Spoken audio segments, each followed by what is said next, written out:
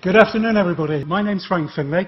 I'm Professor of German and I'm Dean of the Faculty of Arts, and I'm going to kind of top and tail the afternoon. You'll be hearing from myself, from Matthew Treherne and others in respect of the difference that the campaign is making to arts and culture. I have to begin with a confession. This is one of my favourite places in the university. Not because I like the sound of my own voice, but being in a big lecture like this is still a thrill. We were in here only a week ago, pretty packed, to welcome Sir Ian Kershaw, one of the foremost historians in the world, and there's always a bit of an excitement here.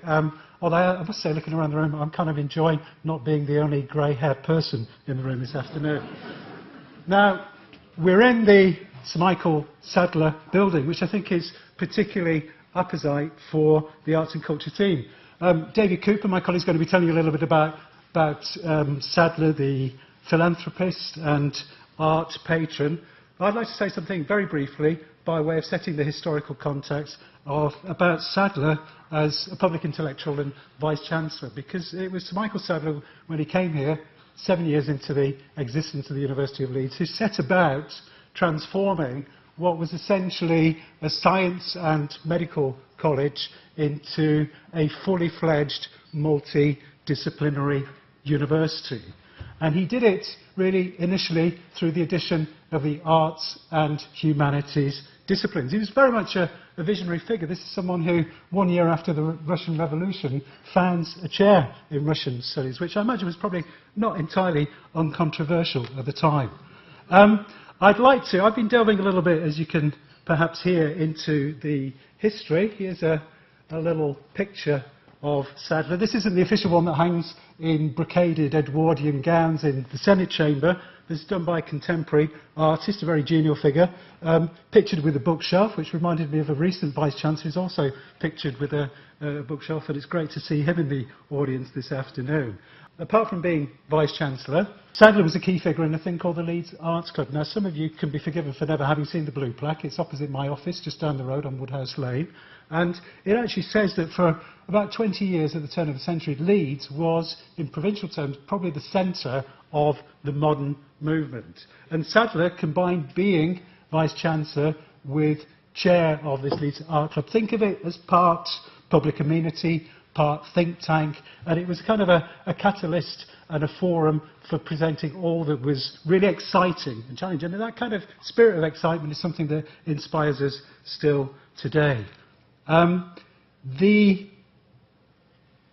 venue for this evening's dinner in the Great Hall, round about this time, and we're talking just before the First World War, played host to some of the leading figures in the arts and humanities and public intellectuals in Great Britain at the time, George Bernard Shaw, W.B. Yeats and the like. And we had a great thrill only about 4 or 5 weeks ago when we kind of tried to reimagine this tradition and organised a big public debate. We debated the future of the book in the digital age, and it was presided over with great aplomb by our Chancellor, Lord Bragg, and it was fantastic on a wet and windy Thursday evening in Leeds to have something like 500 or 600 people, many of the General Republic, packing in to participate. And at the same time, down in the conference auditorium, we had similar numbers here to listen to one of our alumni, Boris Soyinka, the Nobel Prize-winning author. So when people tell me, well, people aren't interested in debate and art and culture, I really don't believe them at all. And in terms of that history, and finally, it was in the lodge, the Vice-Chancellorial residence up in Headingley, that the great Henry Moore was first inspired to become a major artist when he saw the post-expressionist arts that were printed there. And of course there were other luminaries around. Tolkien was in the Department of English. You may have seen the news story fairly recently of Tolkien, once he'd left Leeds and gone to Oxford, writing letters, drinking songs to his former colleague in Elfish. If you Google this and YouTube it, you'll find one of our colleagues singing these songs with his students and recreating that, and it was great fun was had there. So, this tradition is continuing, it continues right to the present day, and it's manifest not least in the fact that we've got fantastic special collections, and we'll be hearing a little bit more about those later this afternoon, in areas that cover the arts and humanities. One recent example is that we've got Simon Armitage's archive here. Simon Armitage, probably the greatest living poet of his generation, now Oxford Professor of Poetry. And for those of us who had the privilege in the summer, he gave this absolutely sparkling, fantastic speech to our graduates on degree day. I've dug out a quote here which I rather like, and I've set it against the Simon Fujiwara sculpture, the Aspire that's outside the Laidlaw Library. This is George Bernard Shaw, 1 year after the university was founded. And he's talking about this Leeds Arts Club, and he's talking about how one should try to cultivate the study of ideas, to induce people to think and to shape themselves out of all that makes for commonplace, depressing conventionalism. He's talking about this sooty engineering city of smoke like Leeds that needs ideas and imagination to raise the feeling, to take us to a higher plane. And I think, personally, if you set that 110 years later against the sculpture and artwork, against the background of the fantastic new Laidlaw Library, both of which actually, lest we forget, only possible through philanthropy, you get something that is telling us about our origins, our heritage, the smokestacks of the 19th century, the gleaming new knowledge economy of the 21st.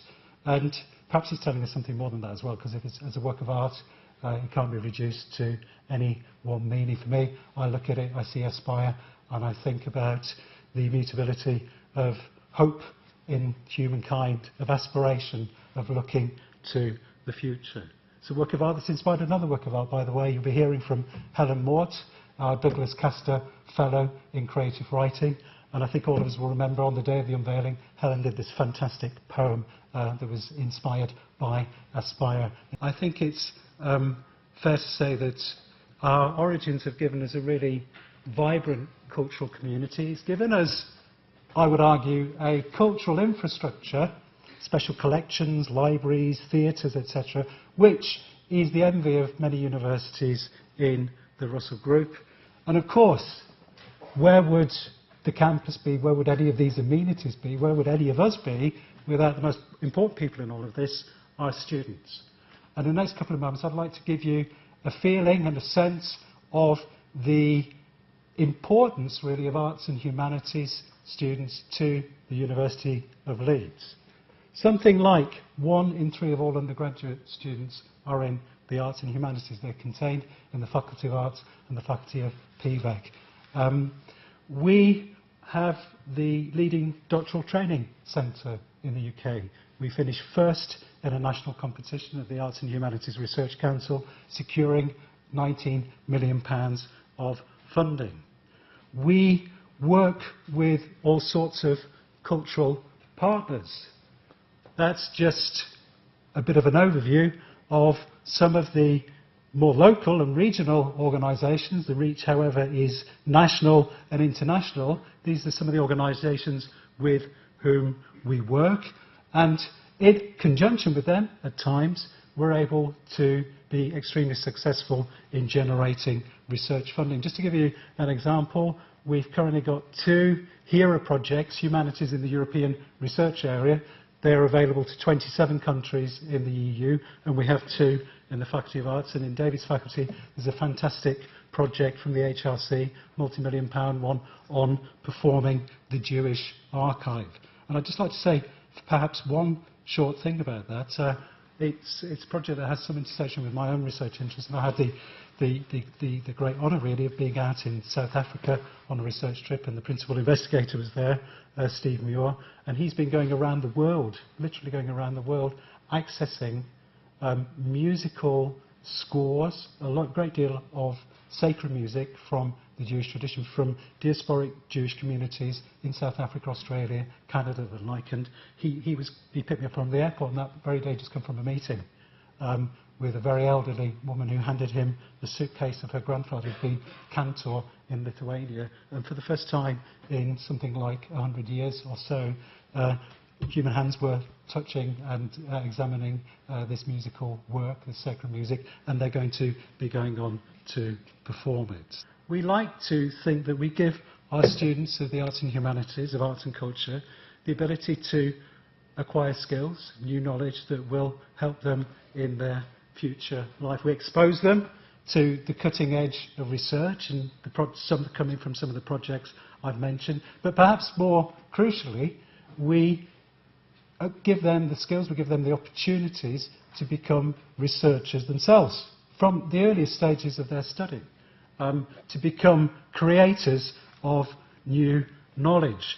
And one way we do that is to give them access to some of those special research resources that are unique to Leeds in the archives and the special collections. And I'd like to kind of just make that a little bit more real with one or two examples. One of the highlights of 2015 for me was something that goes by the rather unfortunate name of UGRE, which is Undergraduate Research Experience. And this was an exhibition actually in the room next door of some of the work which our undergraduate leadership and research scholars had been doing. This is a scheme within the campaign, and it was actually quite humbling and inspiring to see some of the fantastic work that had gone on. It ranged from a project with the Hyde Park Cinema about films made about the First World War in the First World War. There was a project about inebriation, about the gin culture, which had gone into the archives and got information there. They even baked a cake with gin in it, which proved to be quite popular, I seem to recall, that afternoon. And one thing that I found actually the most affecting was that a third-year student had gone into the little collection in the special collections, this archive of people's experience of war, and found a diary between a young man and letters and a diary between a young man and young woman. He was a conscientious objector and she was leading a movement for his release. And there was fascinating stories about the uses that Richmond Castle was put to in the First World War, the medieval dungeons where the conscientious objectors were incarcerated. And there were stories too of how the women would gather, because the men were refused to be able to speak to them, to sing them songs of consolation. And we talked to the students, the VC was there as well, and we got kind of fantastic responses. It's the sort of thing you wish you'd have had a video camera there and put it on the website, you know, in terms of what research-led teaching is. So it's no wonder that arts and humanities students actually go out and they get good jobs in all walks of life. And the employability aspect, something we get asked about quite a lot. It's sometimes thought, well, you know, why do philosophy? What sort of job is that going to get you? And we do know that employers really value our students because they have the flexibility, the creativity, the analytical skills that can transfer from one job to another. So I've just had a very discreet sign to wrap things up. That is one project, and I'm going to now, without further ado, hand over to my colleague Matthew Treherne, who's going to be the first of a number of speakers. This is the next segment of this afternoon, who will give an idea of the difference that some of the projects in the arts and culture theme are making to them and to their students. Thank you.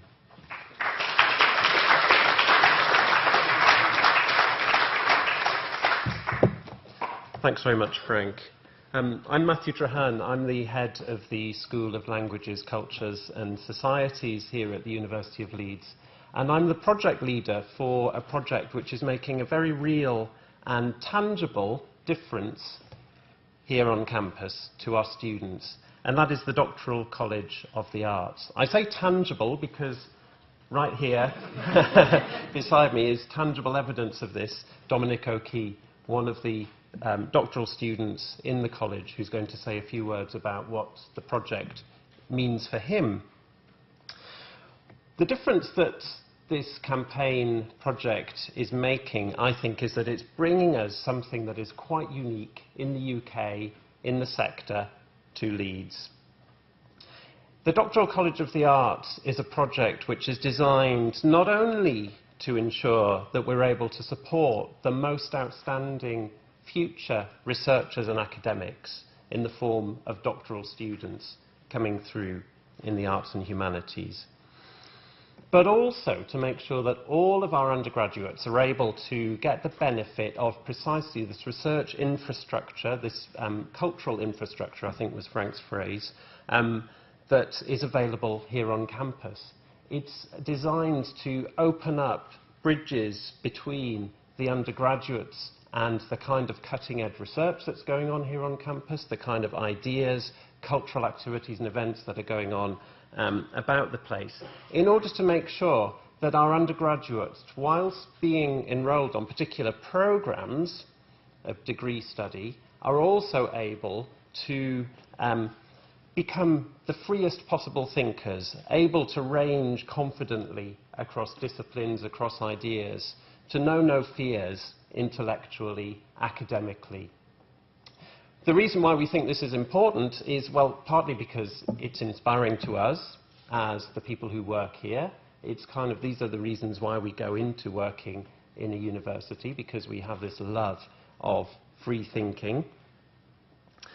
But also that we know from our former students and from employers that actually the most important skills and qualities that undergraduates in the arts and humanities leave university with are precisely this ability to think beyond barriers, to think freely, to continue to develop themselves over the course not only of their studies but also over the course of their working lives. We know that the world of work is changing constantly. The world itself is changing constantly. We don't need reminding of that. And we think the best way to prepare students for that world is to give them that kind of confidence, intellectual fearlessness, if you like. So the project itself recruits outstanding PhD students, the brightest and best students who want to go into doctoral research.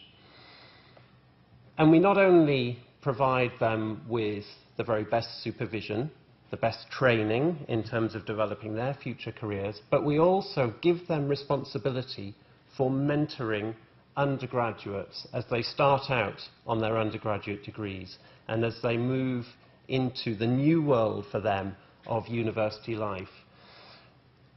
The doctoral students are invited, encouraged to enable those students to think freely, to challenge some of the disciplinary boundaries that are set up for us throughout our educational careers.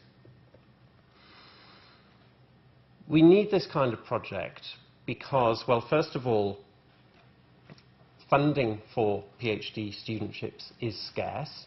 Here at Leeds, we would like to offer, we believe that we have in the arts and humanities, 7 applicants that we think could succeed in doctoral study for every funded place that we're able to offer, for every funded place.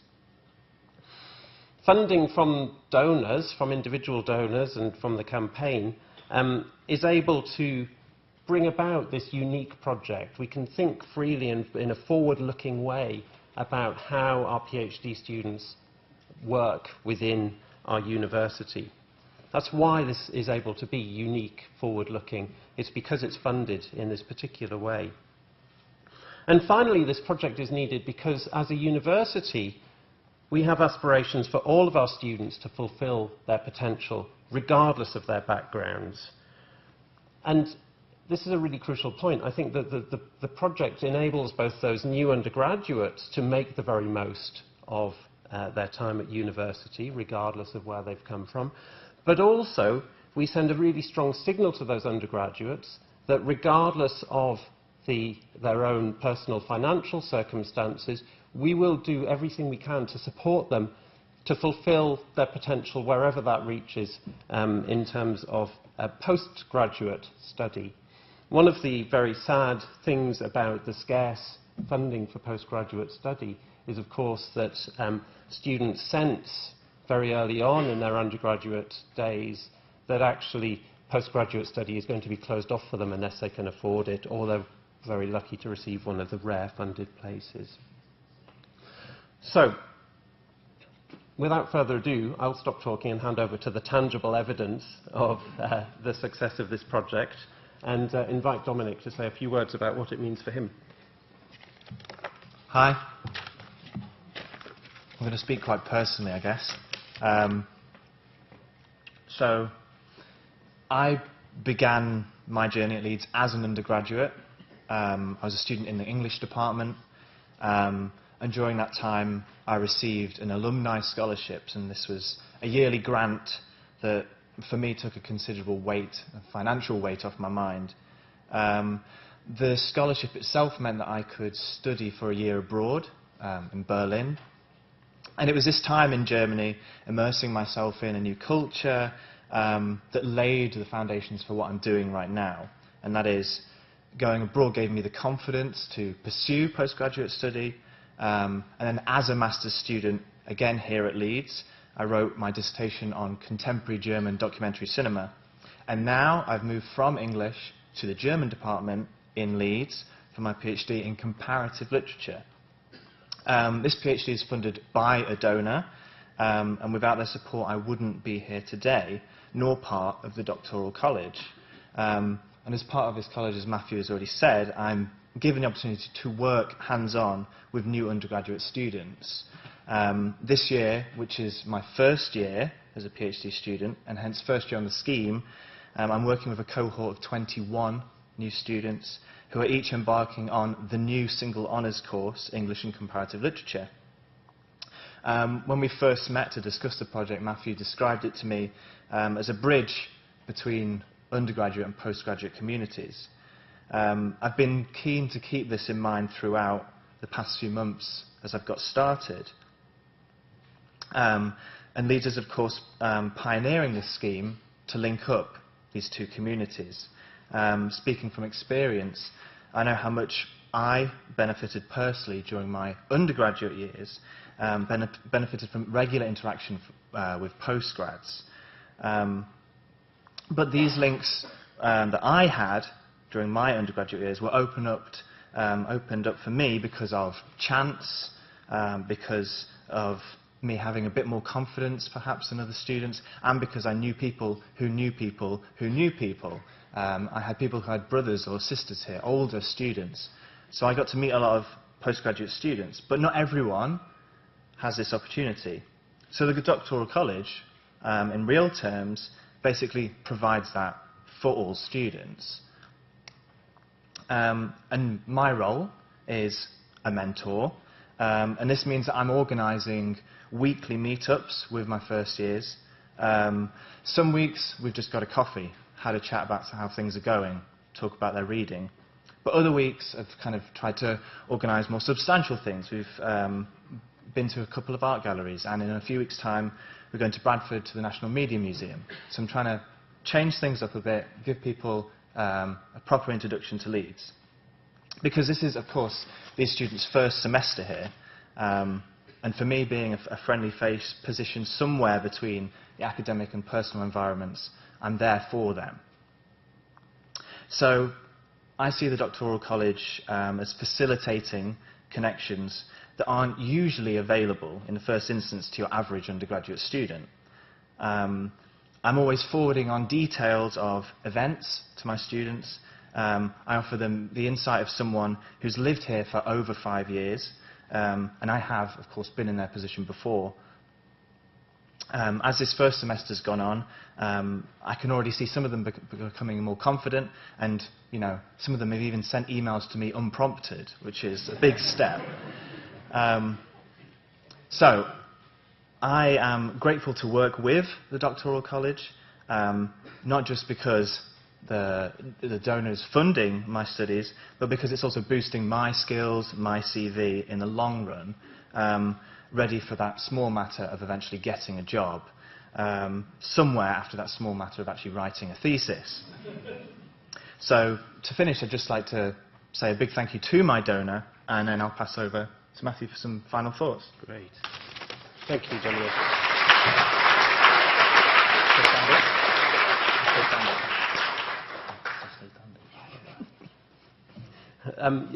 Dominic just said, should I stay standing? And I think he should, actually, because what a fantastic inspiration for our students coming in to have someone like Dominic there as a role model, there to be looking out for them, supporting them as they go forward.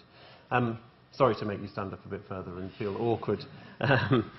So you can see that thanks to gifts from donors, we're able to make a really meaningful difference in the lives of students, not just the doctoral students themselves, but also the undergraduates that they come into contact with, and I think it's fair to say with some confidence with the future students who will be inspired over the course of these remarkable PhD students' careers.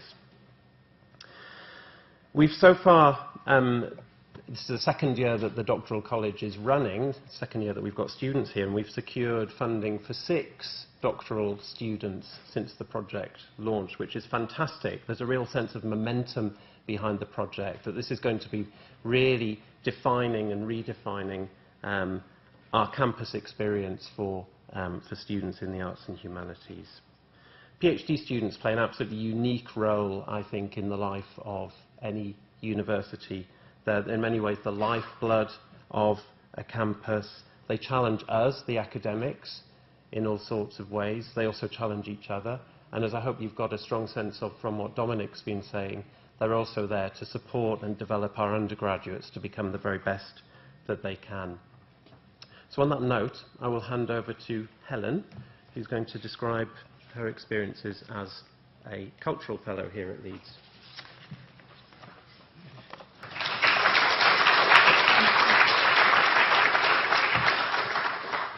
Thank you very much for letting me say a few words today. My name's Helen Mort. I'm a poet.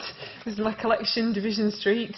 And thanks to Douglas Castor and thanks to the University of Leeds, I'm also a Douglas Castor Cultural Fellow here, based in the School of English for 2 years. And I'm about halfway through that now. I've just done my first year. I'm part of the Academy of Cultural Fellows, which thanks to donations and gifts, there have been 4 cultural fellows so far. And the Academy really reinvents the tradition, which I had already known about before I came to Leeds, of the Gregory Fellows, who were here from the 50s onwards, and lots of different artists, including a lot of poets, including, in fact, poets who've inspired me and poets whose archives I now work with here in the Brotherton Library, including Ken Smith, who I've been writing some poems in response to and direct dialogues with since I've been here at Leeds. So I thought I'd just say a bit about what a cultural fellow does, or specifically what I've been doing here since I've been in Leeds, and what a wonderful opportunity it's been for me. I guess I see the things that I do as a cultural fellow as threefold, really. So one of the things that I'm doing is acting as a facilitator for other people to get into my art form, into creative writing and specifically poetry. So encouraging other people, whether that's in the university or in the rest of the community in Leeds, to engage with poetry. Then also acting as a kind of ambassador for poetry in Leeds, I guess, or trying to do that and trying to promote what I do outside of the university. And finally, of course, being a practitioner in the business of actually writing and actually being an artist, which is a rare opportunity for any artist to have that chance to focus on their work. And I'll say just a bit about each of those 3 things. So in terms of being a facilitator and working with as many people as I possibly can here on the campus and also in Leeds, I've been doing lots of different things to do with that, whether it's direct teaching, whether it's teaching the MA Creative Writing pathway, or working with undergraduates on specific creative projects they're doing, or indeed giving lectures. I have to say it's a lot less scary standing here now than the last time I was in this lecture theatre, when I was talking to lots of undergraduates about the dramatic monologue, I think it was. So those kind of things. I just found a couple of quotes from students that I've been working with who found that beneficial, and who've kept in touch with me about their writing careers since they left Leeds, actually, which has been the most exciting thing, being able to encourage them with some of their professional development and encourage them to send poems to particular magazines or to enter competitions. I've also been doing things like having open office hours where anybody in the university can come to my office and talk to me for half an hour about their writing or about poetry in general, about creative projects. Maybe they've got a novel that they've always wanted to write, or maybe they're already writing and they'd like some advice. So just opening up in terms of my own creative process as well, inviting them in. Or whether it's working with other university departments on specific projects.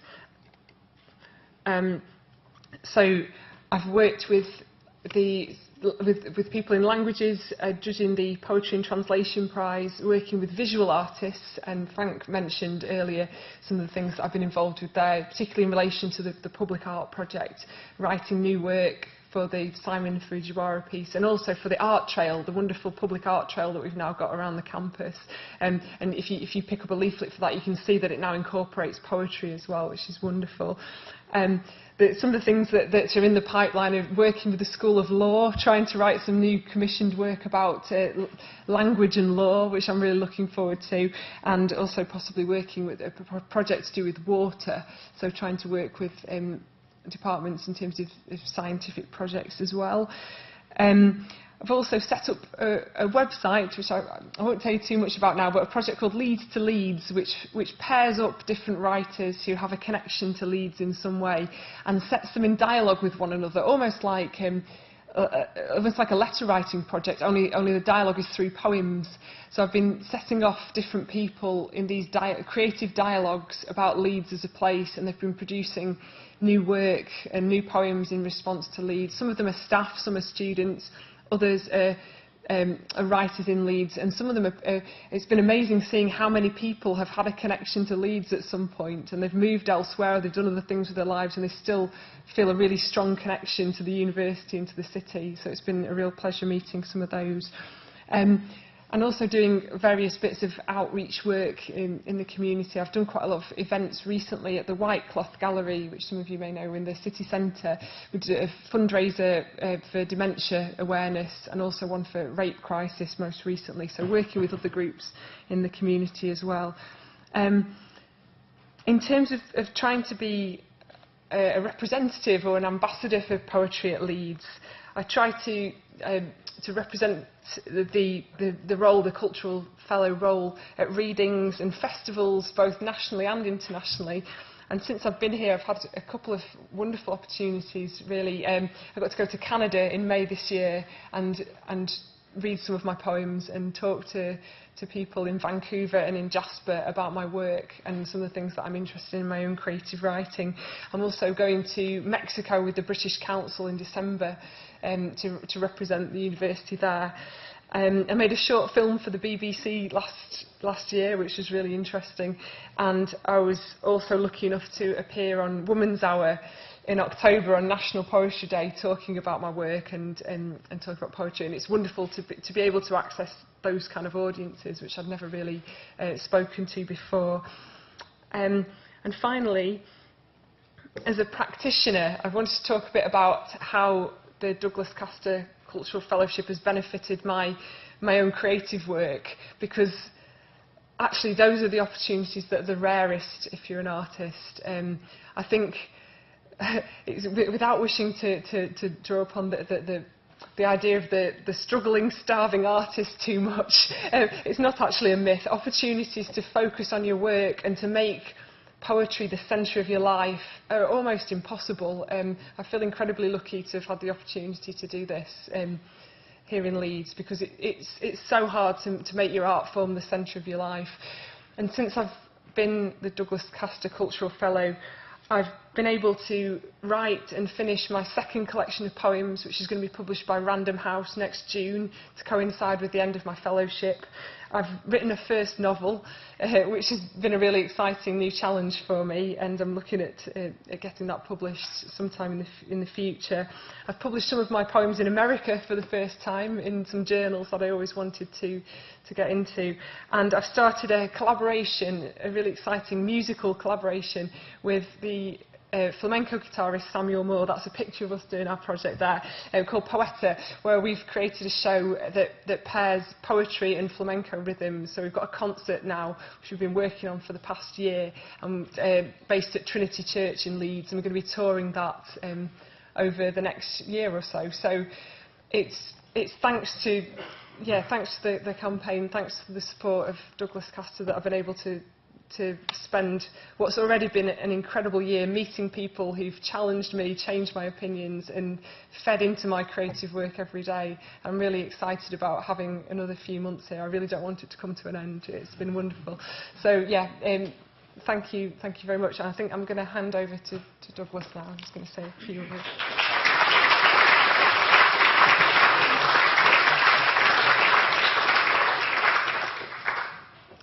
Gosh, you've been a busy girl, getting value for money.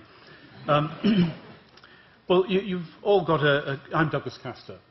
You all have a brief career history about me, so I'm going to just go on to say that I graduated in 1975 in electrical and electronic engineering, and say no more than that, and just move on to say why my wife and I chose to support arts and culture at Leeds, which I guess on the face of it, with my engineering background, seems like an unlikely choice. And certainly the more cruel of my colleagues have said, as far as I was concerned, that there's probably more culture in a pot of yoghurt. So I guess that you know, the first point is that frankly, I make no apologies, but I have been successful enough in my career to be able to afford to make significant charitable donations. However, having said that, I've got to say that in the beginning we were fairly sceptical and even cynical about the thought of giving, particularly to the university. You know, the government should be doing this. So, just referring back to my engineering, as an engineer in a defence and aerospace company, I have anti-submarine warfare is one of my specialist subjects. So you saw this picture of the submarine earlier today, that I have a fairly good insight into what it must be like to be the skipper of that submarine when it's been hunted by the enemy. Now this is exactly the analogy that I use to describe what it was like to be detected, classified, located and tracked by Vicky of the alumni department in her relentless pursuit to persuade us to donate in the first place. Well, I've got to say, eventually, through persistence and persuasion, she did break down our defences, and my wife and I initially supported engineering leadership scholarships. So we were well and truly torpedoed, in the nicest possible way, of course. So why give to Leeds? And I think in the end, the reason is pretty simple. Leeds is the institution that has had the greatest impact on me in terms of giving me the knowledge, the self-confidence, and the problem-solving capability for me to have had a successful career in the first place. And it's not really possible nor appropriate to think about paying anything back to the people that helped me at the time, but it is possible, I think, to invest in the future and, in a sense, pay forward to the next generation, and in doing so, to help propel Leeds in its quest to be one of the top-performing universities. So the next question then is, why the switch to arts and culture? Well, it's a long story, which I could expand in the margins of tonight, perhaps. But I had the luck to spend some time during my period at Leeds with a guy called Maurice Beresford, whom some of you may recognise. He was the then Professor of Economic History. And that eventually this association with him led to a lifelong friendship between my wife and Maurice until he died about 10 years ago. And it was through that association that Maurice extended my cultural horizons. He actually extended my taste in music into opera, to ballet, and to other interests such as architecture and landscape history. So in a sense, my switch to the arts and culture is a tribute to that friendship. But even more than that, it was as I became involved in the giving within and donating to the university, I became aware of the Gregory Fellowships that Helen has talked about. And I was unaware of these when I was here as a graduate. I was too busy with 20 hours of lectures a week and 3 lab sessions a week to write up. But so it was a busy time. But I was unaware of the Gregory Fellowships. But having become aware, and it seemed a real shame to me that these were funded for 30-odd years from the 1950 through to about the early 1980s. And they, through that medium of giving, Leeds was responsible for generating some of our greatest poets. And there's a really rich cultural history there and legacy, which to my mind was atrophying. And I thought that was a shame. And so I think something needed to be done to reinvigorate it. So there's no point in waiting for somebody else to do that. If you think that something should be done, you've got to pick it up and get on and do it. So hence the switch to support. And I think we're supporting Helen and Malika Booker, who isn't here today. She's in New York. So Malika will extend the fellowship onwards once Helen has finished. Malika started in September and will go on a little bit longer once I think that Helen has finished. So the next question is, what do I get out of it? What do my wife and I get out of this? Well, actually, the key is in the making a difference. It is actually the chance to make a difference.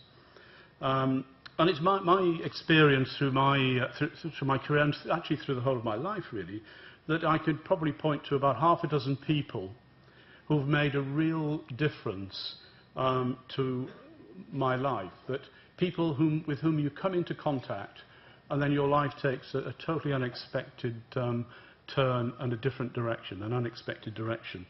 A bit like, well, when I'm playing snooker anyway, that like snooker balls on a snooker table, the balls come into contact with each other. As I say, when I'm playing, they take an unexpected direction. So it's a bit like that. And so I want to be one of those snooker balls on the table and try and influence other people. That, you know, perhaps Helen and Malika's career will take a different direction as a result of the fellowships. And certainly I'm sure that in the people that they've come into contact in turn their careers will take a turn for the better. What else do we get out of it? Well, contact with the fellows themselves. Contact that is a great privilege to me, and we get the ability to engage with really talented people. Next thing, as donors, the university has actually embraced Lizzie and myself, so that we actually now feel that we become part of a Leeds family. And that's a really nice feeling, that this means we have a sense of belonging to a great institution. We have regular contact with interesting people, interesting and stimulating people, with whom we probably wouldn't otherwise have the opportunity to have that contact. And then finally, what do we get out of it? Well, actually, it just makes us feel good. You know, there's an awful lot of just being able to do something good and be altruistic. It does reflect back, and you do get a really good feel out of it. And it's a great feeling. I recommend it.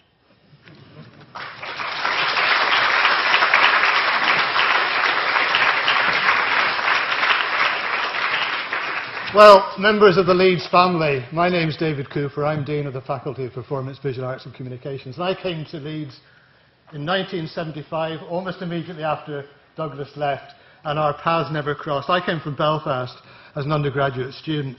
And one of the first things that struck me was what an excellent musical life there was in Leeds. So while in the winter of 1975, pop music fans could hear musicians in bands like ELO, Rory Gallagher, the sensational Alex Harvey Band, the Kinks, Roxy Music, Fairport Convention, Dr. Feelgood, Supertramp, John Martin, and Captain Beefheart playing in the refectory, those of us of a classical and jazz bent could hear musicians of the standard and standing of the Amadeus and Allegro string quartets, pianists like Clifford Curzon, singers like Peter Pears in the Great Hall, and in the Town Hall, some of the great symphony orchestras of the world.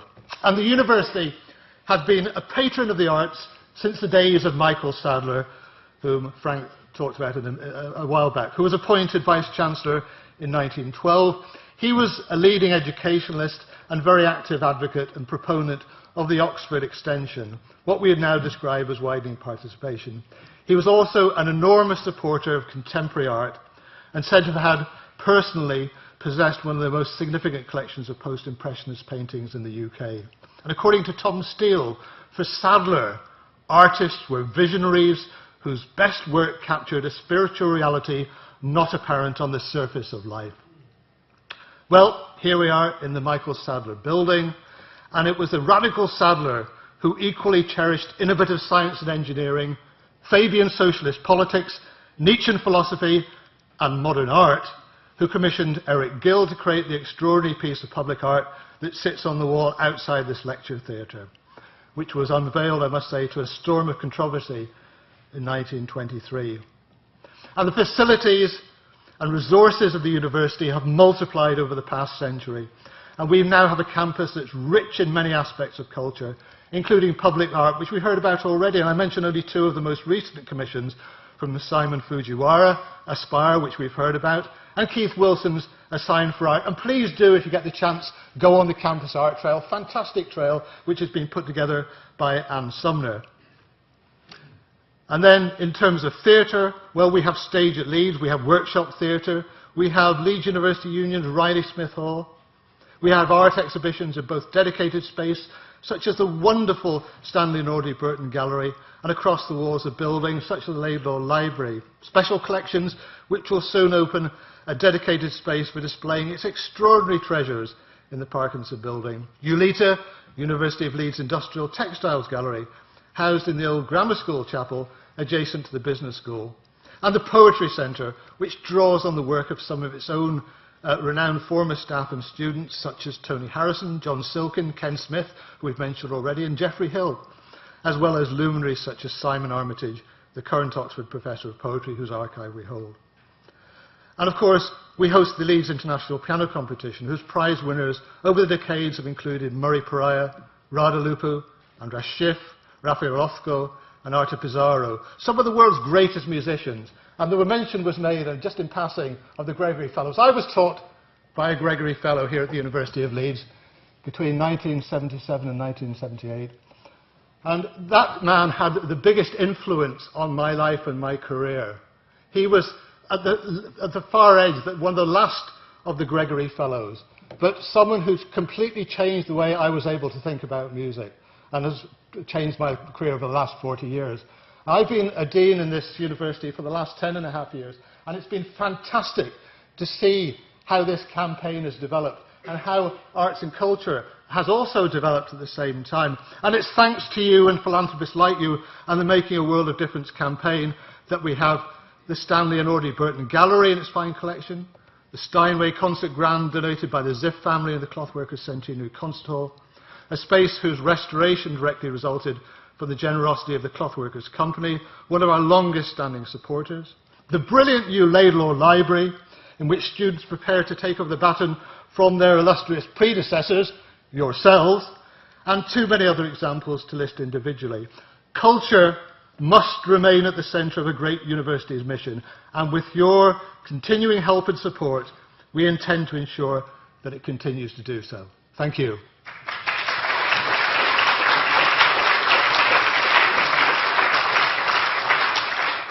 So, very briefly, we've kind of put things in a long and glorious tradition of the arts and culture at Leeds, and at every step of the way, philanthropy has played a really significant part.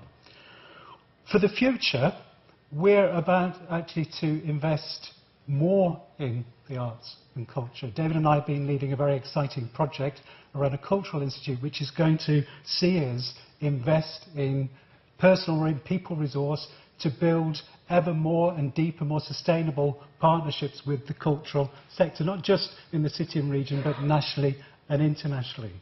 We also have a vision to make Leeds the go-to institution for interdisciplinary research into culture. What I mean by that is that we've got a strong conviction that the problems facing the world are so complex that solutions can't be delivered by any one particular discipline. All the problems facing the human race today require technological, scientific and cultural solutions. And in order to pursue our interdisciplinary researches, we're going to be investing in new chairs, in PhD scholarships through the anniversary scholarships. But even then, we'll still, and it's something actually that really does, sounds quite pathetic, but it breaks one's heart to turn away PhD students who've got first-class honours degrees, who've got distinctions in masters. We had 60% of applications to my faculty alone fell into that category. There were some 62 students, and we had places for 10 within the doctoral college. So things like the scheme that we heard that Dominic spoke so eloquently about are really, really important. And of course, the heritage and the tradition has left us an enormously rich legacy of assets, but they don't just look after themselves, they need curation. I'll give you one example, the South Bank Archive, great arts programme, Lord Bragg has brought it here. we need to actually preserve that first of all. We need resources to help us to do that, etc., etc. And of course, all of those will be made available for the future to generate future research. So, without further ado, I'm really pleased just to pass over to Douglas, who's going to wrap things up. And thank you for listening so patiently, being so attentive, and we look forward to having a pre-dinner drink and conversations over dinner with you later this evening.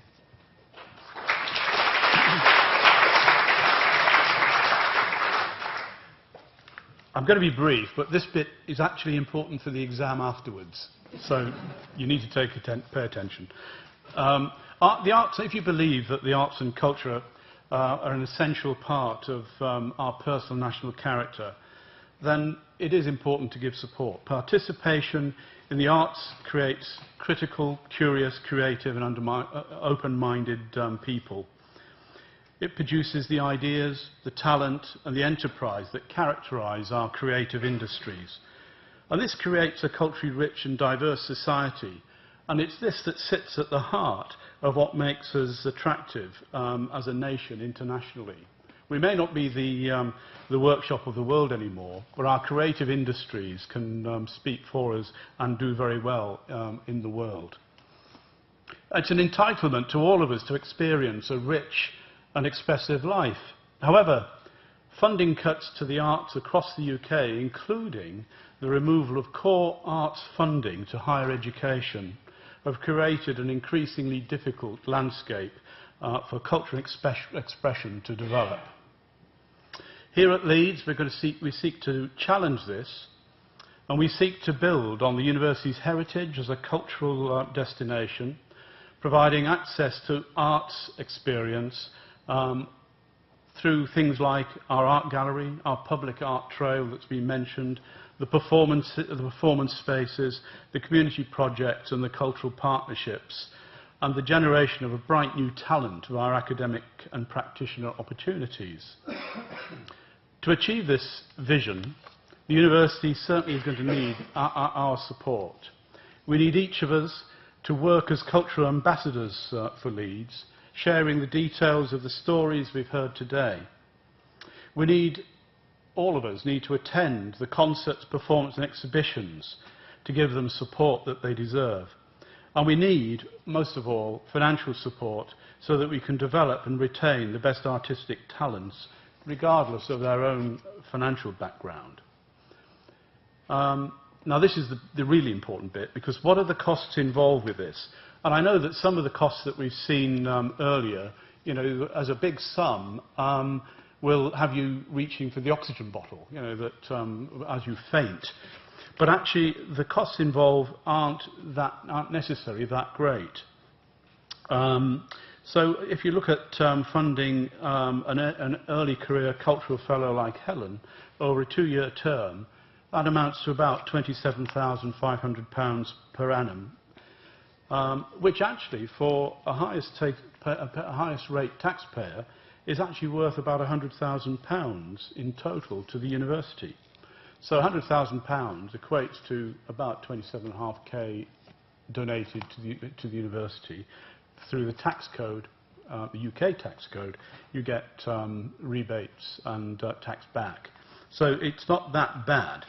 Opportunities exist to explore part-time and short-term practitioners on campus alongside our 2-year fellowships.